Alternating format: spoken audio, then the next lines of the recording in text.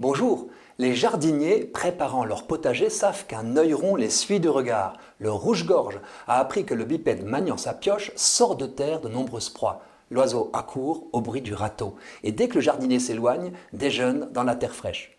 Eh bien, figurez-vous qu'en Afrique, un autre oiseau s'est tiré parti de la présence de l'homme d'une façon bien plus sophistiquée.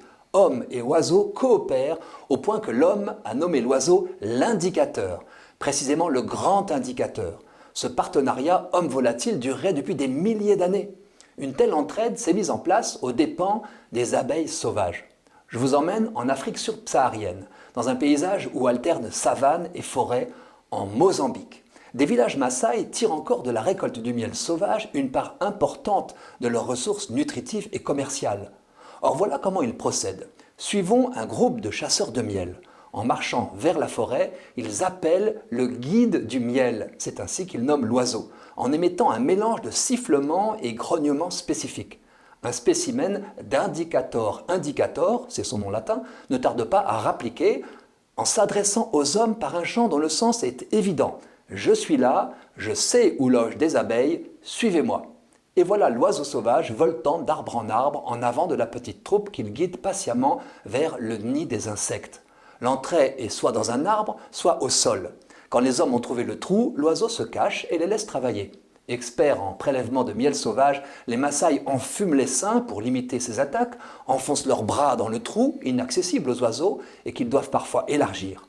Bravant les piqûres, ils sortent des rayons dégoulinants qu'ils enfournent dans leur sacoche de cuir. Je précise qu'ils laissent à la colonie de quoi se refaire pour que la chasse soit durable. Quand ils s'éloignent, des morceaux de rayons jonchent le sol. C'est alors que leur indicateur surgit pour se nourrir des reliefs de l'opération, larves d'abeilles et cire.